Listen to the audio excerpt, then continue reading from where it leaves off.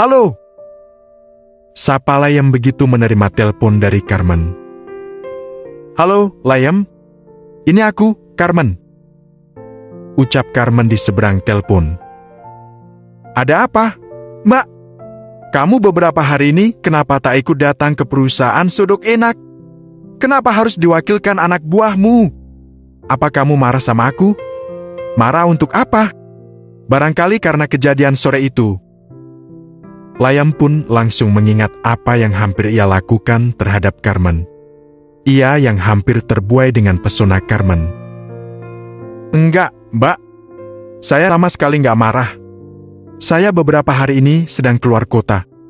Jadi untuk masalah perusahaan terpaksa saya wakilkan ke orang lain. Terang Layem. Sungguh kamu enggak marah? Iya, Mbak. Syukurlah. Carmen terdengar lega. Oh ya, Layem, aku mau tanya. Ucapnya kemudian. Tanya apa, Mbak? Barusan siapa yang angkat teleponku? Kok, wanita? Itu pacar saya, Mbak. Deg. Pacar? Carmen terkejut. Ya, pacar. Apa dia wanita yang pernah kamu ceritakan itu? Benar. Saya akhirnya bisa menemukannya. Oh. Carmen bereaksi aneh. Ya sudah ya, Mbak, saya tutup teleponnya. Saya tak ingin membuat pacar saya cemburu. Oke. Obrolan mereka pun berakhir. Layem memasukkan handphonenya ke dalam kantong. Ia berjalan kembali ke hadapan Oral dan Ratempik. Udah angkat teleponnya? Ucap dingin Oral ke arah Layem. Udah, Mbak. Jawab Layem sambil beranjak duduk di tangga beton teras rumah. Duduk bergabung dengan Oral dan Ratempik. Gimana? Pacar kamu udah gak kangen? Pacar? Layem kebingungan dengan pertanyaan Oral. Iya, pacar. Barusan pacar kamu yang telepon kan? Bukan, Mbak. Dia bukan pacarku. Dia cuma sekretaris di perusahaan yang bekerja sama dengan perusahaanku. Kami gak ada hubungan apa-apa. Cih, kamu bohong pun aku juga gak tahu. Sumpah, Mbak. Aku gak bohong. Dia bukan pacarku. Gak percaya. Setit. Layem meraih jemari Oral. Ia menggenggamnya erat. Oral tertegun, apalagi saat Layem menatapnya lekat. Mbak Oral harus percaya sama aku. Tutur Layem. Mendadak Oral grogi diperlakukan seperti ini. Ia pun refleks melepas genggaman Layem. Misal kamu pacaran sama dia pun, kan juga nggak masalah. Apa hubungannya sama aku? Malah sebagai kakak iparmu aku ikut seneng, kok. Tutur Oral. Suaranya terbata. Layem sedikit kecewa dengan kata-kata tersebut. Tetapi ia memakluminya. Karena bukankah Oral masih melupakannya? Udah, yuk, empik kita siapin makan malam. Ajak Oral ke arah Ratempik. Ia terkesan ingin melarikan diri. Loh, Nyonya, malam ini kan menu makan malamnya cuma nasi ditabur garam, ngapain perlu disiapin segala? Timpal Ratempik. Udah ayo, pokoknya kita siapin dulu. Paksa Oral. Ia sambil menggeret Ratempik agar ikut beranjak seperti dirinya. Lalu masuk ke dalam rumah. Malam harinya, Oral duduk di depan cermin riasnya. Ia bersolek usai mandi beberapa menit yang lalu. Hahaha. Terdengar suara tawa di luar rumah. Suara Ratempik, Karimin, dan Layem. Mereka lagi apa sih? Kok kayaknya seru banget? Gumam Oral. Setelah kegiatannya selesai, Oral beranjak berdiri. Lalu ia keluar dari kamar. Ia berjalan ke depan, ke teras rumah.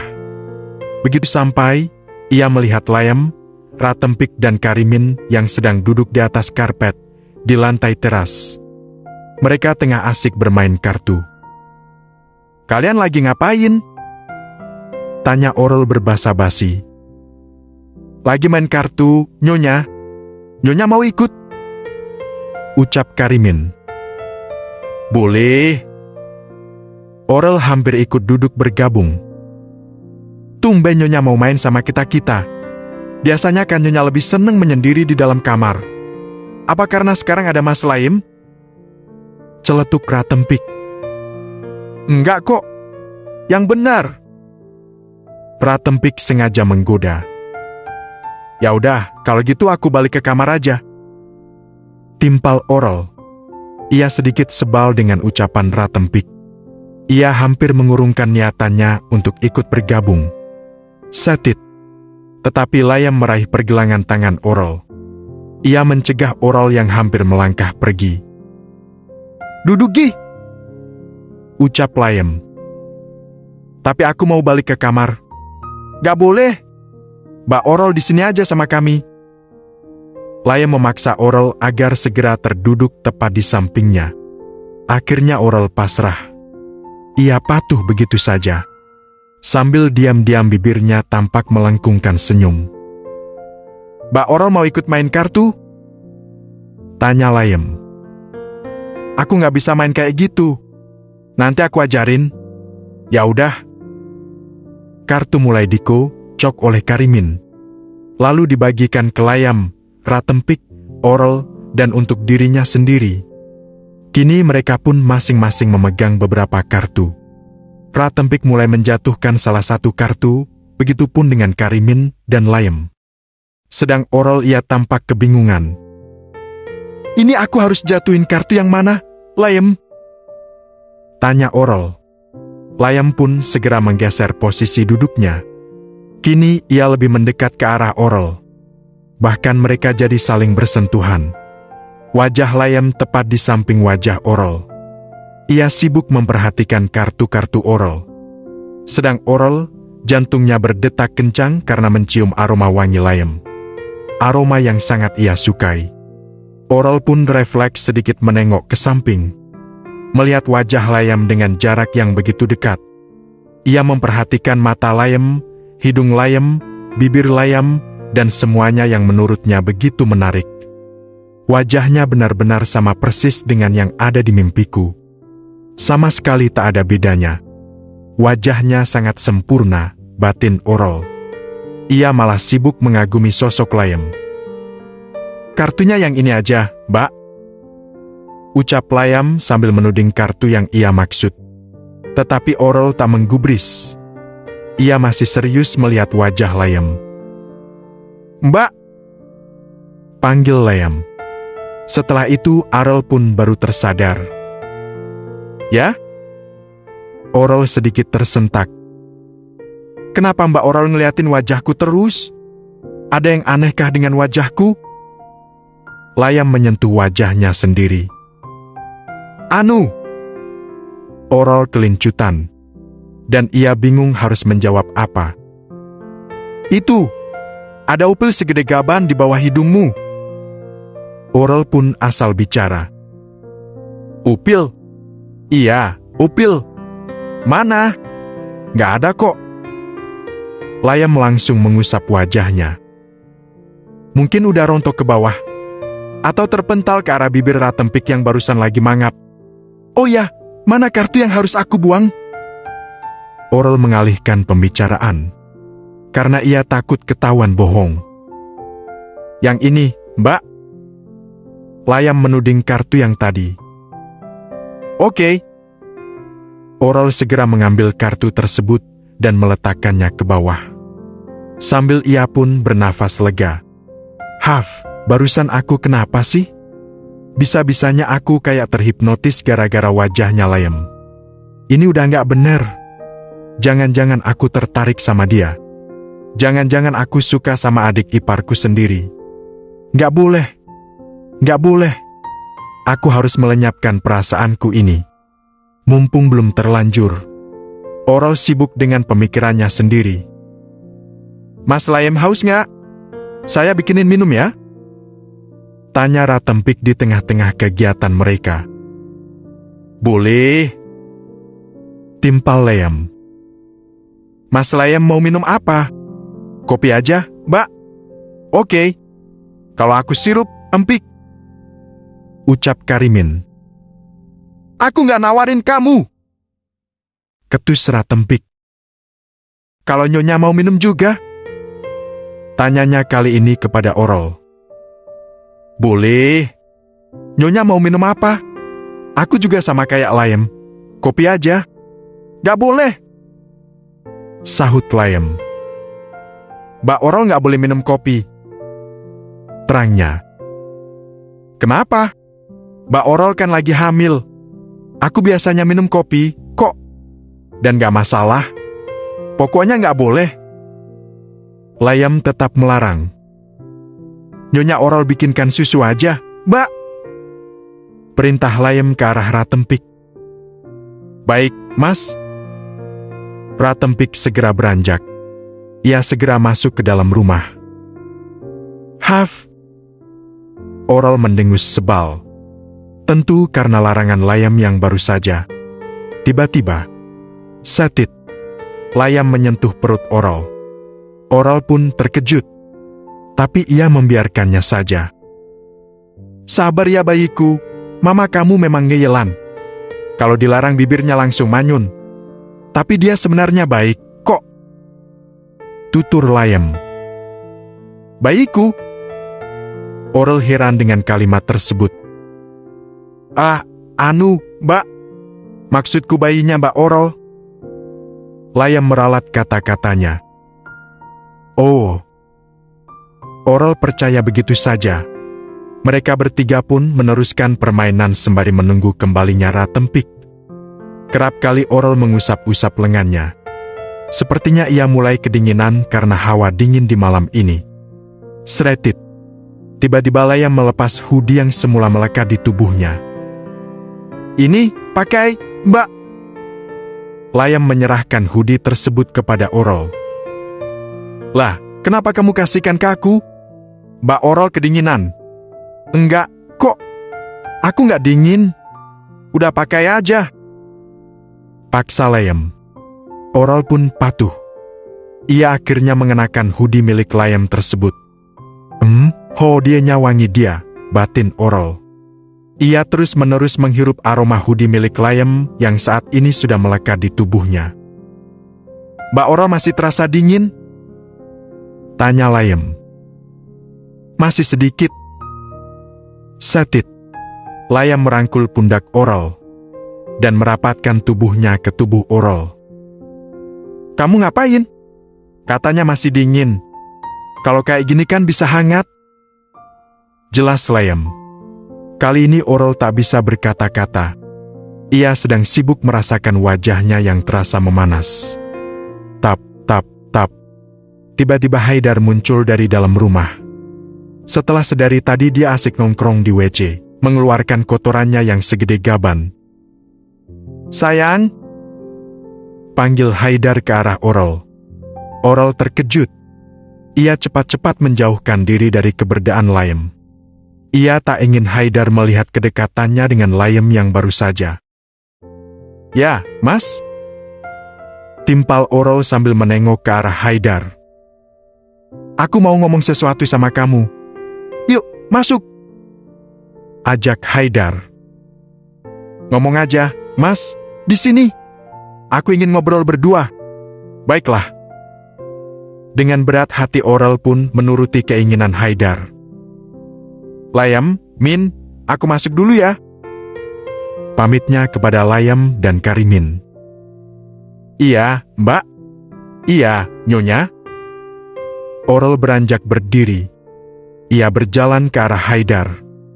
Begitu sampai Haidar merangkul pundak Orol, ia membawanya ke dalam rumah. Kini di teras rumah hanya tinggal Layem dan Karimin. Tetapi 5 menit kemudian Ratempik kembali dengan membawa 4 gelas minuman. Loh, Nyonya Orol kemana? Tanya Ratempik sambil meletakkan minuman-minuman tersebut ke atas karpet. Nyonya Orol diajak masuk ke rumah sama Pak Haidar. Jawab Karimin. Oh. Tanggapan Ratempik hanya seperti itu. Hihihi. Karimin tiba-tiba tertawa. Kamu kenapa? Kesambet? Pratempik pun heran. Aku tahu kenapa Pak Haidar ngajak Nyonya berduaan. Emang kenapa? Pak Haidar lagi pengen bercocok tanam. Hah? Maksudnya? Pratempik kebingungan. Pak Haidar lagi pengen weh. Kamu serius? Iya. Wong tadi siang aja Pak Haidar udah ngeborong tisu mak. Gik. Katanya mau dipakai malam ini. Dipakai semuanya. Katanya sih biar mainnya tahan lama sampai kiamat. Biar Nyonya Orol puas. Kan selama sakit, Pak Haidar belum pernah sekalipun menyentuh Nyonya Orol. Satit. Layam tiba-tiba beranjak berdiri. Ada apa, Mas? Karimin heran dengan apa yang dilakukan Layam. Tetapi bukannya menjawab pertanyaan Karimin, ia malah segera berlari pergi. Ia lari ke dalam rumah. Dan langsung menuju ke kamar Haidar dan Orol. Setelah sampai, Layam memutar daun pintu kamar tersebut. Tetapi pintu tak bisa terbuka. Sengaja dikunci Haidar dari dalam. Sial! Umpat Layam. Duk, duk, duk. Layam pun terpaksa menggedor-gedor pintu tersebut. Buka, Pak! Teriaknya. Duk, duk, duk. Saya bilang, buka Pak! Tak ada yang menyahuti perintah Layam. Pintu masih tertutup rapat. Sepertinya apa yang ia lakukan sama sekali tak digubris oleh Haidar maupun Orol. Entah, apakah mereka sedang benar-benar melakukannya. Kalau pintunya nggak dibuka, aku terpaksa akan mendobraknya. Ancam Layam. Ia sudah tak peduli apa-apa. Yang ia pikirkan saat ini, ia harus mencegah perbuatan Haidar. Ia tak akan membiarkan Haidar menyentuh Orol, apapun yang terjadi. Kamu mau bicara apa, Mas? Tanya Orol begitu ia dan Haidar masuk ke kamar. Duduklah dulu, sayang. Haidar mengajak Orol untuk duduk di atas tempat tidur. Orol patuh. Mereka segera duduk saling bersebelahan. Anu, sayang, aku mau minta sesuatu sama kamu. Tutur Haidar. Minta apa, Mas? Sesuatu yang katamu dulu kau belum begitu siap. Sekarang aku ingin menagihnya Orol. Terang Haidar. Orol tertegun. Ia tahu apa yang dimaksud Haidar. Laki-laki itu sedang ingin dilayani. Sekarang kamu sudah siap, kan? Tanya Haidar sambil mengelus bahu Orol. Orol terdiam. Ia belum menjawab apa-apa. Ayolah, Rel, mau sampai kapan kamu menunda-nundanya terus? Aku itu suamimu, Rel. Aku juga butuh menyentuhmu. Dan itu adalah kewajibanmu untuk melayaniku. Kalau kau benar-benar istri yang baik, harusnya kamu mau melakukannya. Atau, apa jangan-jangan kamu jijik sama aku? Atau mungkin saja kau mencintai laki-laki lain? Haidar pura-pura menebak seperti itu. Tentu agar Orol kasihan terhadapnya. Orol masih saja diam. Tetapi di dalam otaknya tengah begitu berisik. Benar, aku adalah istrinya Mas Haidar. Aku tak boleh terus-terusan menolak ajakannya. Aku harus bisa melayaninya. Lagi pula, aku ingin mempererat hubungan kami. Agar aku tak bisa tertarik dengan laki-laki lain. Karena sepertinya, aku mulai menaruh hati pada Layam. Dan aku tak boleh membiarkannya. Perasaanku itu adalah sesuatu yang salah. Sesuatu yang terlarang. Aku harus mencegahnya. Dan mungkin salah satunya dengan cara seperti ini. Aku akan berinta dengan Mas Haidar. Pasti setelahnya aku akan merasakan debaran ketika bersama suamiku. Aku akan semakin mencintainya. Hingga tak ada ruang bagi laki-laki lain untuk ikut masuk ke dalam hatiku. Bagaimana, Rel? Apa kamu mau? Pertanyaan Haidar membuyarkan lamunan Orol. Baik, Mas. Ayo kita lakukan sekarang. Ucap Orol. Jawabannya sesuai yang diharapkan Haidar. Makasih, sayang. Haidar mengecup kening Orol. Tunggu ya, Mas ambil sesuatu dulu. Haidar beranjak berdiri. Ia mengambil sesuatu dari dalam tasnya. Rupanya beberapa tisu magik yang ia beli tadi siang di warungnya Mbak Ilis. Kemudian, ia kembali duduk di samping Orel. "Itu apa, Mas?" tanya Orel. "Ini tisu ajaib, sayang." "Ajaib gimana, Mas?" "Tisu ini bisa mengeraskan sesuatu yang lembek." "Terus mau kamu pasang di mana?" "Di tongkat kerasaktiku. Biar tongkat kerasaktiku bisa suk kue cucurmu sampai mentok, dan bisa tahan lama sampai kiamat." Glek. Orel menelan ludah. "Ayo, sayang. Kita lakukan pemanasan dulu." Haidar menyentuh bagian belakang leher Orel. Kemudian wajahnya bergerak maju, dan ia pun juga menarik wajah Orel agar mendekat ke arahnya. Setelahnya, Haidar langsung mengokop bibir Orel. Haidar melu matnya dengan brin, gas, ecap, dan kadang igit pelan bir Orel. Orel pasrah. Walau sebetulnya, entah mengapa ia tak memiliki hasrat apa-apa terhadap Haidar. Tangan Haidar mulai bergerilya. Ia menyentuh balon Upin Ipin milik Orel. Ia memainkannya. Merem, dan kadang memilin ujungnya. Meskipun balon Upin Ipin tersebut masih tertutup rapat baju yang dikenakan Orel. Man Haidar mendarat semakin ke bawah. Kali ini ke leher Orel.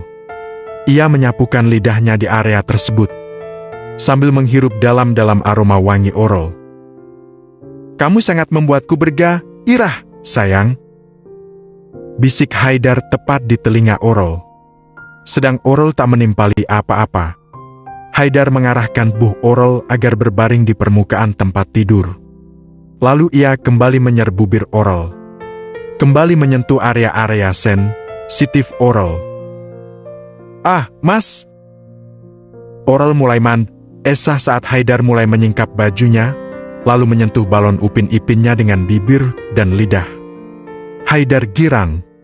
Pikirnya, Orel sudah mulai terpancing. Wanita itu sudah mulai menikmati permainannya.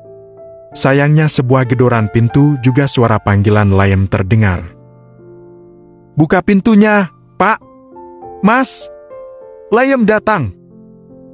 ucap Orel. Ia begitu terkejut. "Biarkan saja. Kita tak perlu pedulikan dia." Haidar tetap melanjutkan aksinya. Terus memberikan rangsangan terhadap Orel. Namun, Layem juga terus menggedor-gedor pintu sambil berteriak-teriak. "Mas, aku tak nyaman kalau kayak gini," protes Orel. "Aku akan membuatmu nyaman, sayang. Kau hanya perlu pura-pura tak mendengarnya." "Tapi, Mas..." "Mempapi." Haidar kembali menyergap bir Orel. Tak memberi kesempatan Orel untuk berbicara lagi. Ia melakukannya sembari mengunci tubuh Orel. "Buka pintunya, Pak! Kalau tidak, saya akan mendobrak pintu kamar ini!" teriak Layem. Ia masih berusaha untuk menghentikan perbuatan Haidar. Orel benar-benar tak tahan. Mana mungkin ia akan menikmati percintaan di tengah-tengah suasana seperti ini. Maka akhirnya, 2 kick. Orel refleks menendang selangkangan Haidar. Haidar pun sampai terpental. Terlebih sepertinya, tongkat kerasaktinya jadi hampir patah karena perbuatan Orel tersebut. "Aku mau bukain pintu dulu, Mas, untuk Layem." Orel terduduk. Ia merapikan bajunya. Lalu ia turun dari tempat tidur. Ia melangkah menuju ke pintu. Cekrek. Orel membukanya. Ia langsung melihat keberadaan Layem di hadapannya. Layem yang sedang berwajah panik dan marah. "Ada apa, Layem?" tanya Orel. Bukannya menjawab, Layem tiba-tiba meraih tangan Orel. Layem menggeret Orel untuk segera meninggalkan kamar. Berjalan menuju ke halaman belakang rumah. Dan sesampainya di tempat tersebut. "Kamu kenapa sih, Layem?" tanya Orel sambil mengibaskan cengkeraman tangan Layem. "Mbak Orel belum diapa-apain kan sama Pak Haidar?" Kalian belum melakukannya kan? Layem sibuk memeriksa Bu Oral. Memangnya kenapa kamu tanya kayak gitu? Kalian tak boleh melakukannya. Mbak Oral tak boleh berinta sama Pak Haidar. Dia tak boleh menyentuh Mbak Oral. Kenapa tak boleh? Dia kan suamiku. Dia berhak menyentuhku, dan aku wajib melayaninya. Pokoknya tak boleh! Teriak Layem. Ia sambil memegang bahu Oral. Melihat lekat-lekat kedua mata Oral. Oral pun tertegun. Ia merasa Layem sangat bersungguh-sungguh mengatakan larangan tersebut. Aku mohon, Mbak, turuti permintaanku. Jangan mau disentuh Pak Haidar. Setidaknya sebelum ingatan Mbak Oral kembali pulih. Ini demi kebaikan Mbak Oral. Demi kebaikan apa? Aku tak bisa mengatakannya sekarang. Pokoknya Mbak Oral turuti saja perintahku. Tapi, Layem, please, Mbak. Oral terdiam. Ia sedang menimbang-nimbang keinginan Layem. Mbak Oral bersedia kan? Layem begitu memaksa. Baiklah. Sementara aku akan turuti kemauanmu. Akhirnya Oral berkata demikian. Karena pikirnya, Layem tak mungkin berbohong. Layem melakukan larangan ini memang demi kebaikannya. Walaupun ia belum tahu alasannya. Syukurlah. Layem terlihat lega. Maukah Mbak Oral berjanji sama aku? Pintanya. Berjanji apa? Pokoknya kalau Pak Haidar memaksa, apapun yang terjadi Mbak Oral harus menolaknya. Mbak Oral tak akan melakukannya sebelum ingatan Mbak Oral pulih. Oke, aku janji. Puk. Mendengar jawaban Oral, Layem spontan memeluk tubuh Oral. Makasih ya, Mbak. Lirihnya. Brengsek! Umpat Haidar. Layem bawa Oral kemana? Sih! Berani-beraninya dia mengacaukan rencanaku lagi kayak dulu. Omelnya sambil mondar-mandir di dalam kamar. Sambil menahan rasa ngilu di selang kangannya. Tap, tap, tap. Terdengar suara langkah kaki mendekat. Pintu kamar kemudian terbuka. Oral dan Layem pun muncul. Dari mana kalian? Tanya Haidar. Dari halaman samping doang kok, Mas. Jawab Oral. Haidar berjalan mendekat ke arah Oral. Lalu ia menggandeng pergelangan tangan Oral. Ayo, sayang, kita teruskan kegiatan yang tadi. Mumpung tongkat keras saktiku belum sepenuhnya patah, masih kontal kantil. Lumayanlah, setidaknya mungkin masih bisa masuk ke lubang kue cucurmu. Haidar hampir membawa Oral ke tempat tidur. Satit. Oral melepas cengkeraman tangan Haidar. Aku nggak mau, Mas. Tolak tegas Oral. Maksudmu? Haidar mengernyitkan kening. Aku nggak mau melakukannya sama kamu sebelum ingatanku pulih. Terang Oral. Hah? Haidar terkejut. Kamu bercanda kan, sayang? Enggak, Mas. Aku nggak bercanda. Untuk sementara aku belum bisa melayanimu. Haf. Haidar menghela nafas. Pasti ini ulah Layem, batinnya. Layem, aku ingin bicara sama kamu. Ucap Haidar ke arah Layem. Haidar segera melenggang pergi. Layem pun mau tak mau harus mengikutinya. Haidar yang tengah pergi menuju ke salah satu ruangan di rumah ini. Ada apa, Pak? Tanya Layem setelah mereka masuk ke dalam ruangan tersebut. Kamu bicara apa sama Oral? Hingga dia menolak ajakanku. Apa kau tahu, kita tadi sudah hampir melakukannya. Tapi gara-gara kamu, semuanya jadi berantakan.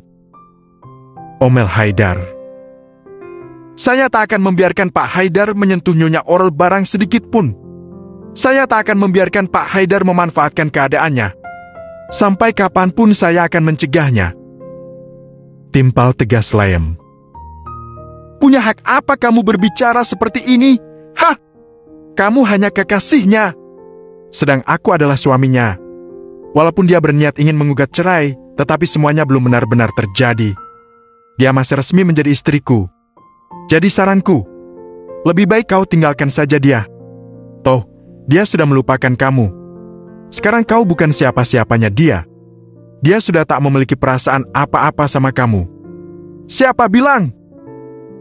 Sahut Layem. Walaupun dia sudah melupakan saya, tapi saya akan berusaha membuat Nyonya Orel jatuh cinta lagi sama saya. Dan saya rasa, saya sudah mulai berhasil. Sepertinya Nyonya kembali tertarik lagi sama saya. Seperti dulu. Haidar geram mendengar ucapan Layem. Mendengar kepercayaan diri Layem. Jadi saya tegaskan, saya tidak akan mungkin meninggalkan Nyonya Orel. Apalagi sekarang ini ikatan kami semakin kuat. Rasanya, kami tidak akan mungkin terpisahkan. Maksud kamu apa? Haidar kurang mengerti ucapan Layem. Pak Haidar, jangan pura-pura tak tahu. Nyonya Orel hamil, kan? Dan bayi yang ada di dalam kandungannya adalah daging saya. Bukan daging Bapak. Haidar tercekat. Ia tak menyangka rupanya Layem telah tahu tentang kehamilan Orel. Saya sarankan, mulai sekarang, Bapak bersiap-siap saja untuk kehilangan Nyonya Orel. Karena pada akhirnya, saya yang akan bersama Nyonya Orel, bukan Bapak. Bapak hanya akan gigit jari melihat kebersamaan kami. Terang Layem. Ia sambil menepuk-nepuk pundak Haidar. Setelah itu, ia melenggang pergi dari hadapan Haidar. Brengsek! Umpat Haidar setelah sendirian di ruangan ini. Ia sambil menendang sesuatu untuk meluapkan emosinya.